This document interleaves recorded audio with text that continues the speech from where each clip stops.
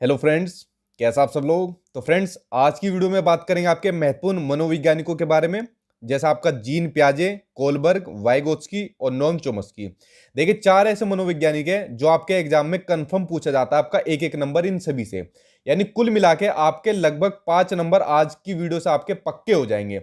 क्योंकि जो आपका सी टेट का एग्जाम हुआ, चाहे आपका कोई भी आपका टेट एग्जाम हो, लाइक आपका यूपी टेट हो, एच टेट हो, रीट हो, चाहे आपकी वैकेंसी हो टीचिंग से संबंधित, वहां भी इन मनोवैज्ञानिक से संबंधित क्वेश्चन आंसर आपके पेपर में जरूर पूछे जाते हैं। ठीक है, तो इसलिए बहुत ही महत्वपूर्ण वीडियो होने वाली आज आप सभी की, क्योंकि ये चारों मनोवैज्ञानिकों के बारे में मैं आपको बता दूंगा। चाहे आपने आज तक इनके बारे में पढ़ा होगा तो भी वीडियो को देखना, जिससे आपकी प्रैक्टिस हो जाए, और अगर बिल्कुल भी नहीं पढ़ा तो इस वीडियो को देख लेना। इन चारों मनोवैज्ञानिकों के जितने भी कंसेप्ट है आज मैं आपके क्लियर करा दूंगा। साथ ही चैनल को सब्सक्राइब कर लेना, क्योंकि जितना भी आपका सीटेट और टेट का सिलेबस है वो मैं अपने यूट्यूब चैनल पर बस आपको पूरा कराने वाला हूं, इसलिए चैनल सब्सक्राइब कर लेना। उसके अलावा ये मेरे व्हाट्सअप नंबर दिया हुआ है, ये मेरे सीटेट के नोट्स ले लेना। सीटेट का अगर एग्जाम आपको पास करना है अच्छे नंबर से, ये नोट्स आपके लिए काफी है। कोई भी बुक आपको अलग से परचेज नहीं करनी, ना ही अलग से कुछ आपको खरीदने की जरूरत पड़ेगी, क्योंकि सारा मटेरियल आपको इन्हीं के अंदर मिल जाएगा। ठीक है, इनसे आपका सीटेट का एग्जाम 100% पास होगा, इतना मुझे पूरा भरोसा है, बल्कि ज्यादा नंबर से होगा। तो चलिए बात कर लेते हैं इन चारों ही महत्वपूर्ण मनोवैज्ञानिकों के बारे में। एक एक चीज बहुत ही महत्वपूर्ण है, बहुत ही खास वीडियो आज आप सभी के लिए। देखिए, पहले तो इनके बारे में जान लेते हैं, देन उसके बाद में स्टार्ट करूंगा, क्योंकि यही से आपके एक दो क्वेश्चन आपको एग्जाम में मिल जाएंगे। चारों ही मनोवैज्ञानिक आपको अपनी स्क्रीन पर दिख रहे हैं। जो जीन पियाजे थे वो आपके स्विट्जरलैंड के वैज्ञानिक थे, जिन्होंने संज्ञानात्मक विकास का सिद्धांत यानी कोग्निटिव डेवलपमेंट थ्योरी दी थी। ये किस देश के निवासी थे और उनके अलावा इन्होंने किस सिद्धांत का प्रतिपादन किया था, यह आपके एग्जाम में एक नंबर का क्वेश्चन जरूर पूछा जाता है। तो इसलिए मैंने सभी के देश और सभी के सिद्धांत लिख दिए। दूसरे नंबर पर आपके कोलबर्ग, ये अमेरिका के थे और इन्होंने नैतिक विकास का सिद्धांत यानी मोरल डेवलपमेंट थ्योरी दी थी। उसके अलावा तीसरे पर आपके वाइगोत्स्की, ये रूस के थे और इन्होंने सामाजिक सांस्कृतिक सिद्धांत यानी सोशो कल्चरल थ्योरी दी थी। उसके अलावा आपके नोम चोम्स्की, ये आपके अमेरिका थे, जो भाषा विकास से संबंधित है, और आपकी जो लैंग्वेज होती है, जैसे आपका हिंदी, इंग्लिश, संस्कृत या जो भी लैंग्वेज हो, उसमें आपका एक एक नंबर आपके हर लैंग्वेज में आता है नोम चोम्स्की का क्वेश्चन। तो चारों ही मनोवैज्ञानिक है, इनके देश के नाम मैंने आपको बता दिया, किस देश के निवासी थे और कौन कौन सा सिद्धांत इन्होंने दिया था। ये हो गई सबसे महत्वपूर्ण बात जो इनसे संबंधित थी। अब बात करते हैं इनसे संबंधित वो इंपोर्टेंट क्वेश्चन आंसर जो आपके एग्जाम में हर बार रिपीट होते रहते हैं और बार बार ये क्वेश्चन आपको घुमा फिरा के मिलते हैं। और चलिए मैं आपका एक टेस्ट भी ले लेता हूं, देखता हूं आपको कितना स्कोर आता है। तो आज की वीडियो आप लोग एक टेस्ट के रूप में लेना और वीडियो के एंड में देखना आपने कितना स्कोर किया है और कितने नए क्वेश्चन आपको देखने को मिले हैं आज की वीडियो के थ्रू। तो चलिए देखते हैं। पहला, कि according to Chomsky which statement is correct, कि चोम्स्की के अनुसार कौन सा कथन सही है। देखिए, जहां भी चोम्स्की आपको मिल जाएंगे, इन्होंने कहा था कि बच्चों में भाषा सीखने की जन्मजात क्षमता होती है। ठीक है, यानी इननेट एबिलिटी होती है, बाय बर्थ एबिलिटी होती है बच्चे में भाषा सीखने की। जैसे मैं हुआ, चाहे आप लोग हुए, जब हम छोटे से थे तो अपने आप ही भाषा सीख गए थे ना। अपने परिवार में जो हमारे भाषा बोली जाती है उसको हम इमिटेशन करके, अनुकरण करके भाषा सीख गए। वही बात बोलते हैं नोम चोम्स्की कि बच्चे में भाषा सीखने की जन्मजात क्षमता होती है। दूसरे इसके अंदर महत्वपूर्ण चीज है, इन्होंने कहा कि बच्चे के अंदर एक डिवाइस होता है, इसका नाम है आपका एलएडी। कभी कभी इसकी फुल फॉर्म पूछ ली जाती है, इसका नाम है आपका लैंग्वेज एक्विजिशन डिवाइस, कि बच्चे के दिमाग में डिवाइस होता है, इसकी हेल्प से बच्चा किसी भी भाषा को सीख लेता है। ये नोम चोम्स्की के बारे में जरूरी बातें हुई जो आपके एग्जाम में पूछी जाती है। अगला क्वेश्चन देखते हैं।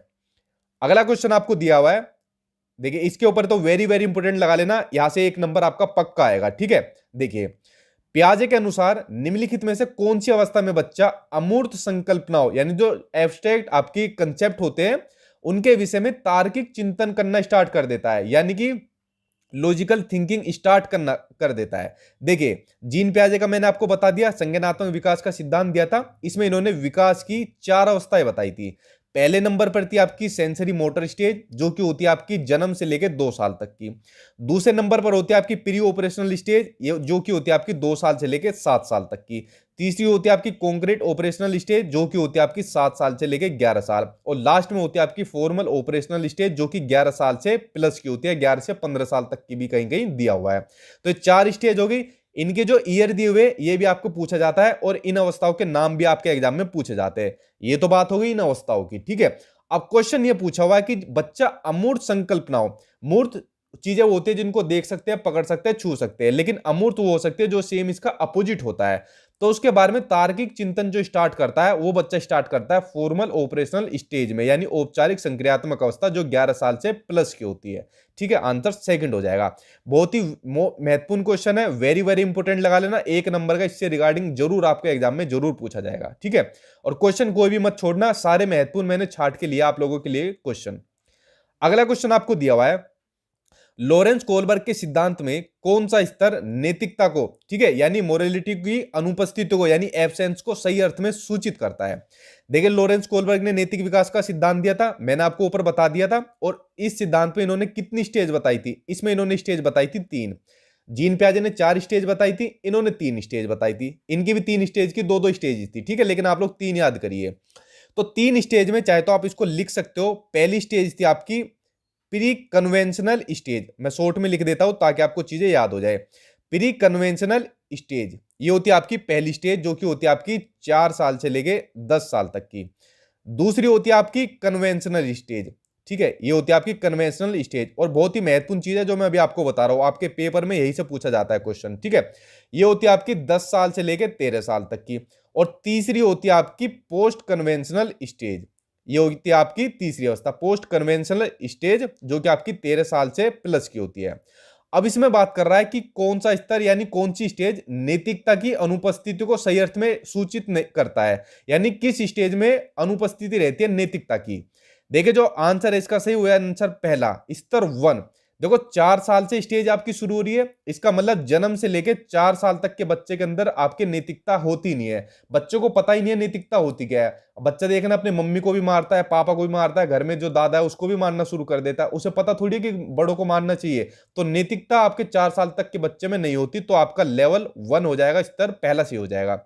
और इन 3 स्टेज को मैंने आपको बताई दिया है, ये आपकी तीनों स्टेज दी हुई है। ठीक है, चलिए अब देखिए, इनके ऊपर मैंने डिटेल में भी वीडियो बनाई हुई है, आप लोग चाहे तो डिटेल में देख सकते हो, लेकिन आज की वीडियो भी उतनी महत्वपूर्ण है जितनी वो वीडियो डिटेल में डाली हुई है।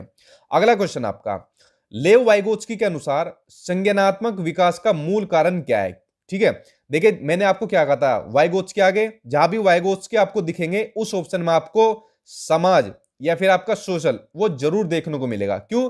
क्योंकि इन्होंने कहा था कि बच्चा अपने समाज से, अपने सोसाइटी से इंटरेक्ट करके सीखता है। समाज के अंदर कौन कौन सी चीजें आती है, हमारा घर आ जाता है, घर के मेंबर आ गए, हमारा स्कूल आ गया, पास पड़ोस आ गया, रिश्तेदार आ गए। तो जितनी भी चीजें हमारे समाज के अंदर होती है, इनसे हम इंटरेक्ट करके ही तो सीखे। तो यही बात कही थी लेव वाइगोत्स्की ने अपने सामाजिक सांस्कृतिक सिद्धांत में। ठीक है, कि बच्चा इंटरेक्ट करके सीखता है समाज से, और जहां पर भी वाइगोत्स्की का नाम आएगा वहां पर आपको समाज दिखे, देखते आंसर कर देना, सही हो जाएगा आपका। चलिए अब देखते हैं आपका अगला क्वेश्चन। अगला क्वेश्चन आपको दिया हुआ है कि पियाजे के संज्ञानात्मक विकास के चरणों के अनुसार इंद्रिय गामक अवस्था या संवेदी प्रेरक अवस्था या फिर आपकी सेंसरी मोटर स्टेज, जो कि मैंने आपको बताई थी, जो कि होती है आपकी जन्म से लेके 2 साल तक की, वो किसके साथ संबंधित है वो आपको बतानी है। देखिए, 2 साल तक का बच्चा क्या क्या चीजें करता है, देखिए वह संबंधित है आपकी आंसर सेकंड, अनुकरण यानी इमिटेशन। इसका मतलब होता है कॉपी करना यानी नकल करना। जैसे जब हम छोटे थे तो अपने घर वालों की कॉपी करके हम लोग अपनी भाषा सीख गए। जैसे नोम चोम्स्की ने कहा था कि भाषा सीखने की जन्मजात क्षमता होती है, तो यही होता है आपका अनुकरण यानी कॉपी करना। तो 2 साल तक का बच्चा चीजें सिर्फ कॉपी करता है, नकल करता है, बाकी अपनी तरफ से कुछ नहीं करता। उसके अलावा दूसरी चीज स्मृति, मेमोरी भी संबंधित होती है। मानसिक निरूपण, मेंटल रिप्रेजेंटेशन, ये भी 2 साल तक के बच्चों के साथ जुड़ा होता है, जहां पर क्या होता है किसी भी एक टॉपिक को दूसरे चीजों से रिलेट करके बताते हैं। जैसे मैंने आपको बताया एग्जांपल कि टीचर ने बच्चों से पूछा कि बताओ जल कितने टाइप का होता है, तो बच्चा क्या काम कहेगा, मैडम जल कितने टाइप का थोड़ी होता है, जल तो जल ही होता है, इसको हम पीते नहीं। फिर टीचर कहेगी कि जल को वर्षा जल भी कहते हैं, भूमिगत जल कहते हैं, समुद्री जल कहते हैं, यानी एक चीज को रिलेट कर दिया दूसरी चीजों के साथ। ठीक है, ये होता है आपका मानसिक निरूपण। तो आंसर आप समझ गए इसका कि अनुकरण, स्मृति और मानसिक निरूपण सेकंड से हो जाएगा सेंसरी मोटर स्टेज में। और देखिए, छोटे सा जो बच्चा होता है वो इमिटेट करके चीजें सीखता है, यानी अनुकरण करके सीखता है।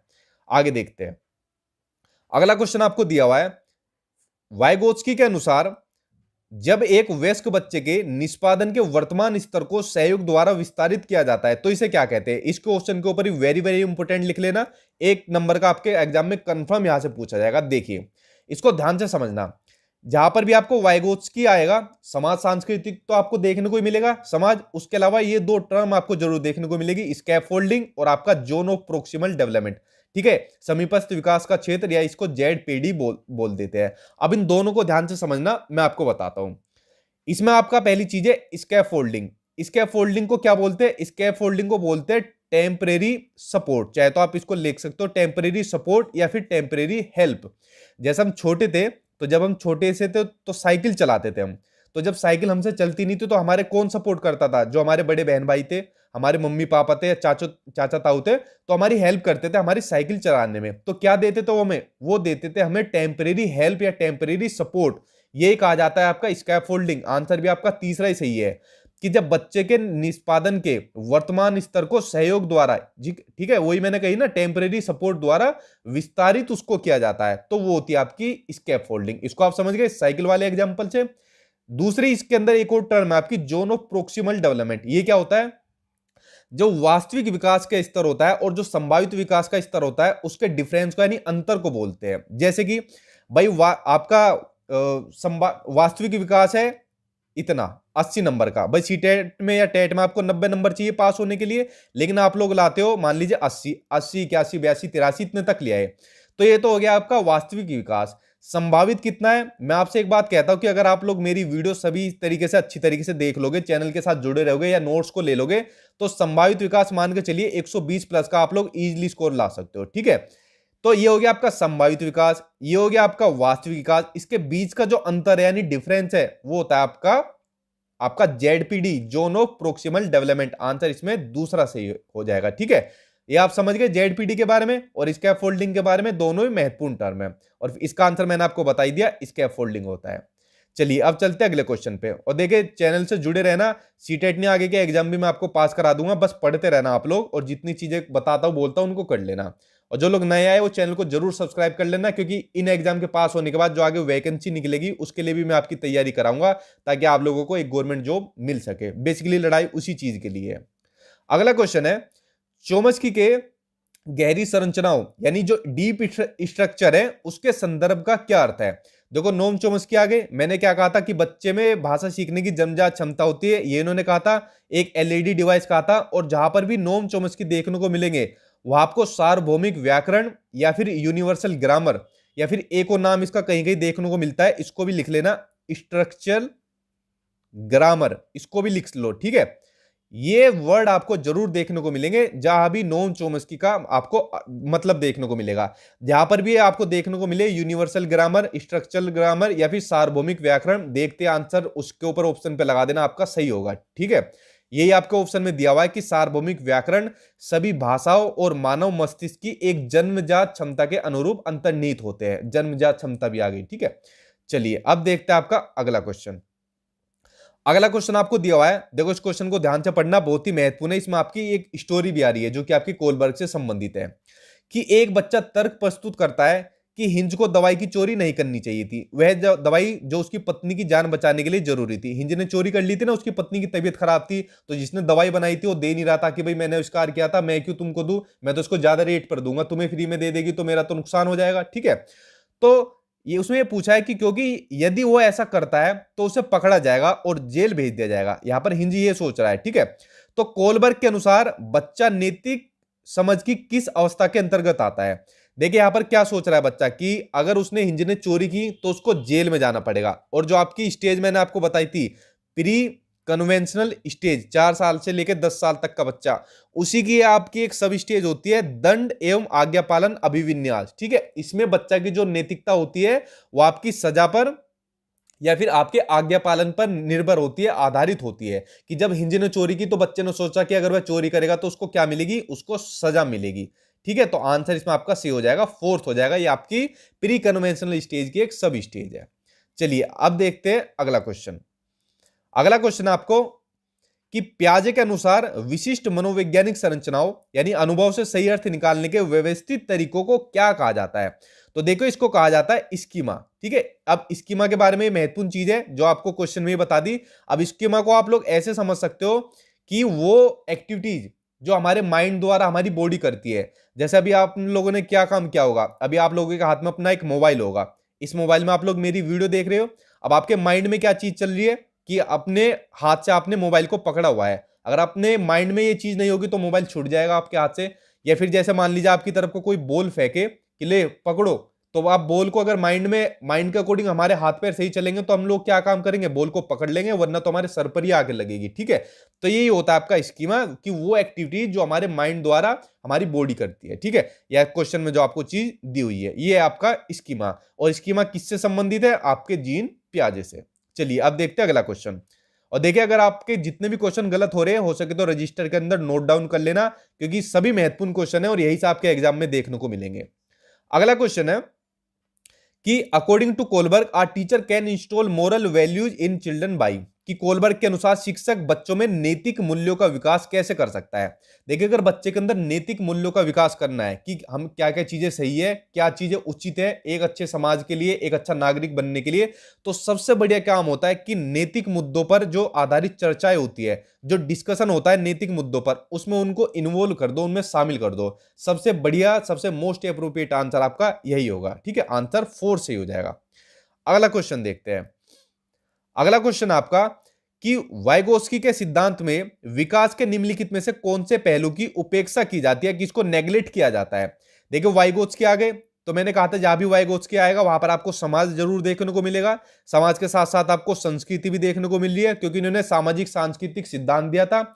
उसके अलावा आपकी भाषा भी आपकी क्या होती है, समाज के अंदर होती है, भाषा समाज के अंदर ही सीखी जाती है, लेकिन बायोलॉजिकल आपका नहीं होगा, यानी जैविक आपका वाइगोत्स्की से संबंधित नहीं है। तो आंसर इसमें आपका जो सही हो जाएगा जैविक यानी बायोलॉजिकल सही हो जाएगा।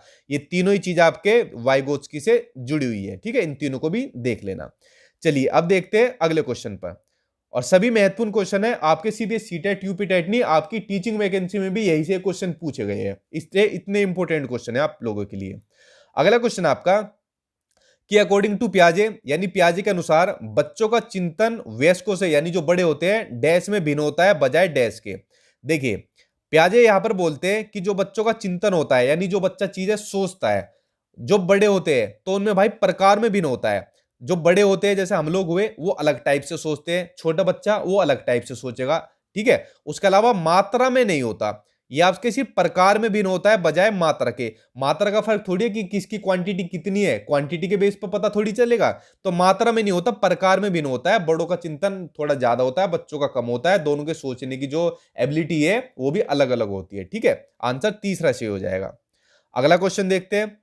अगला क्वेश्चन आपका कि डैश के विचार से बच्चे सक्रिय ज्ञान निर्माता तथा नन्हे वैज्ञानिक है, जो संसार के बारे में अपने सिद्धांतों की रचना करते हैं। ये आपके किसने कहा था, तो देखिए ये कहा था आपके जीन पियाजे ने। ये कई बार क्वेश्चन आपका रिपीट हुआ है आपके कई एग्जाम में। ठीक है, तो जीन पियाजे के विचार थे, इन्होंने कहा था, जो आपको स्टेटमेंट दी हुई है, आपको सिर्फ एज इट इज याद करनी है। चलिए अब देखते हैं अगला क्वेश्चन। अगला क्वेश्चन आपको दिया हुआ है कि कोलबर्ग के सिद्धांत के पूर्व परंपरागत स्तर के अनुसार, यानी यहां पर कौन सी स्टेज आ गई, प्री कन्वेंशनल लेवल आ गया, पहली स्टेज आ गई। कोई नैतिक निर्णय लेते समय एक व्यक्ति निम्नलिखित में से किस तरफ प्रवृत्त होगा, यानी मोरल डिसीजन लेना है एक व्यक्ति को, तो वो बताना किस तरफ प्रवृत्त होगा। तो देखिए वो होगा आपका अंतर्निहित संभावित दंड में। आंसर आपका 4 से हो जाएगा कि अगर चोरी की तो उसको सजा मिलेगी, जो हिंज वाली स्टोरी में कहा गया है। आगे देखते हैं आपका अगला क्वेश्चन। अगला क्वेश्चन आपका कि जो बच्चे खुद से मौखिक संवाद करते हैं, संवाद मतलब आपस में बातचीत करना, डायलॉग करना आपस में, उनको लेव वाइगोत्स्की क्या कहते हैं। तो देखिए वैसे तो ऐसे बच्चों को कुछ लोग बोलते हैं कि ये तो पागल है, अपने आप ही बात करता है, नहीं, ऐसे बच्चों को लेव वाइगोत्स्की कहते हैं कि ये क्या है, उनकी प्राइवेट स्पीच है, यानी व्यक्तिगत वार्ता है। बच्चा जब खुद से बात करता है, कोई भी बात करे बच्चा खुद से, तो उसकी प्राइवेट स्पीच है, व्यक्तिगत वार्ता है, तो ऐसा बोलते हैं लेव वाइगोत्स्की। आंसर तीसरा से हो जाएगा। ऐसे बच्चों को व्यक्तिगत वार्ता से संबंधित करके जोड़ते हैं। अगला क्वेश्चन आपका, पियाजे तथा वाइगोत्स्की के अनुसार एक रचनात्मक कक्षा कक्ष में अधिगम क्या है। ठीक है, यानी जो आपका एक कंस्ट्रक्टिविस्ट क्लासरूम है, रचनात्मक कक्षा कक्ष, उसमें आपको पूछा है जो लर्निंग होती है यानी अधिगम होता है वो क्या होता है। तो देखिए आंसर है इसमें आपका 4 कि शिक्षार्थियों द्वारा स्वयं सर्जित किया जाता है, यानी खुद से क्रिएट किया जाता है, जो एक सक्रिय भूमिका निभाते हैं। ठीक है, एक एक्टिव रोल निभाते हैं। आंसर इसमें आपका 4 से हो जाएगा। इन दोनों ही मनोवैज्ञानिक के अनुसार ये आपका रचनात्मक कक्षा कक्ष में अधिगम के बारे में चीज है। अगला क्वेश्चन देखते हैं। अगला क्वेश्चन आपका कि किसी वस्तु के स्थायित्व की अवधारणा, यानी यहां पर बात हो रही है ऑब्जेक्ट परमानेंस की, पियाजे के विकास के किस चरण में होता है। पहले तो आप जान लीजिए ऑब्जेक्ट परमानेंस यानी जो आपका वस्तु स्थायित्व होता है किसको बोलते हैं। मैंने क्या कहा था, इस जब बच्चा किसी चीज को अपने सेंसरी ऑर्गन से के माध्यम से ढूंढ लेता है। जैसे मान लीजिए आप एक काम करना, एक तकिया लेना, इस तकिए के पीछे आप मोबाइल छुपा देना अपना, तो बच्चा अपने सेंसरी ऑर्गन, कौन कौन से सेंसरी ऑर्गन्स होते हैं, आंख, नाक, कान, जीभ और आपकी स्किन, ये 5 सेंसरी ऑर्गन मैंने आपको बताया था। इनकी हेल्प से बच्चा तकिए के पीछे या कहीं पे भी मोबाइल छुपा दो, आप बच्चा उसको ढूंढ लेगा। तो यही होता है आपका ऑब्जेक्ट परमानेंस। और देखिए यहां पर सेंसरी ऑर्गन्स की बात आ गई कि इनके माध्यम से बच्चा ढूंढ रहा है, तो आपकी स्टेज कौन सी हो जाएगी, सेंसरी मोटर स्टेज, यानी संवेदीगामक अवस्था, जो कि होती है आपकी जन्म से लेके 2 साल तक की, जिसमें बच्चा जितनी भी चीजें सीखता है करता है अपने सेंसरी ऑर्गन के माध्यम से, यानी ज्ञानेंद्रियों के माध्यम से सीखता है। तो देखिए फ्रेंड्स, जितने भी महत्वपूर्ण क्वेश्चन आंसर थे इन चारों मनोवैज्ञानिक से संबंधित, वो मैंने आज की वीडियो के अंदर इंक्लूड कर दिए। कुछ और क्वेश्चन आपके जो मुझे लगते हैं मैं एक और वीडियो में अपलोड कर दूंगा। साथ ही और बाकी के जितने भी आपके मनोवैज्ञानिक बच्चे हैं जो आपके एग्जाम में पूछे जाते हैं, उनकी भी मैं ऐसे ही डिटेल में वीडियो बनाऊंगा। तो उसके लिए चैनल को सब्सक्राइब कर लेना आप लोग, ताकि आपको उन मनोवैज्ञानिक के बारे में मैं आपको ऐसी चीजें डिटेल में बता सकूं। वरना जो मैंने नोट्स बनाए हैं उसमें तो सारी चीजें डिटेल में बनाई हुई है, आपका सीटेट का एग्जाम 100% उनसे पास हो जाएगा। आई होप आपको वीडियो पसंद आई होगी। जल्दी मिलेंगे दूसरे वीडियो के साथ। Thank you.